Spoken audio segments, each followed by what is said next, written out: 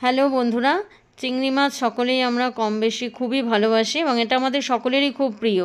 তো এটা করার জন্য আজকে আমি সেই চিংড়ি মাছের একটা রেসিপি নিয়ে হাজির হয়েছি। চলো কিভাবে করেছি সেটা আমি দেখাচ্ছি। এর জন্য আমি আলু, পটল, চিংড়ি মাছ নিয়েছি, এছাড়া কিছু মশলাও নিয়েছি। কী কী উপকরণ সেটা আমি তোমাদের দেখাচ্ছি।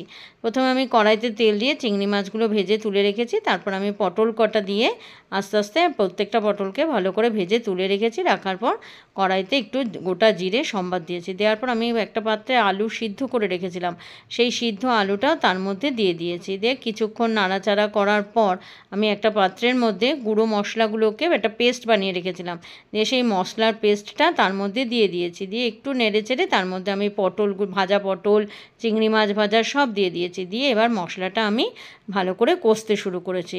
কিছুক্ষণ কষার পর তারপরে আমি একটু ঢাকা দিয়ে রেখেছিলাম। ঢাকা দিয়ে মশলাটা ভালো করে কষার পর তারপরে বেশ খানিকক্ষণ ফুটে যাওয়ার পর আমি সেই ঢাকাটা খুলে তার মধ্যে পাশের পাত্রে একটা গরম জল ফুটিয়ে রেখে দিয়েছিলাম, সেই গরম জলটা আমি তার মধ্যে ঢেলে দিয়েছি। পরিমাণ মতন জল দিয়েছি, যতটুকু দরকার।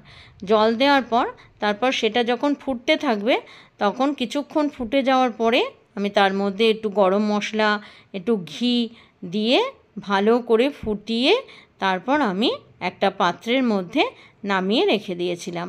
গরম গরম পরিবেশন করেছি। আপনারাও খেয়ে দেখুন, এটা গরম গরম পরিবেশন করলে ভীষণ ভালো লাগবে আর করতে বেশিক্ষণ সময় লাগে না।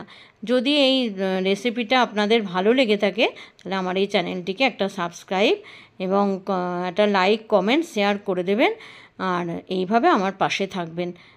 ধন্যবাদ।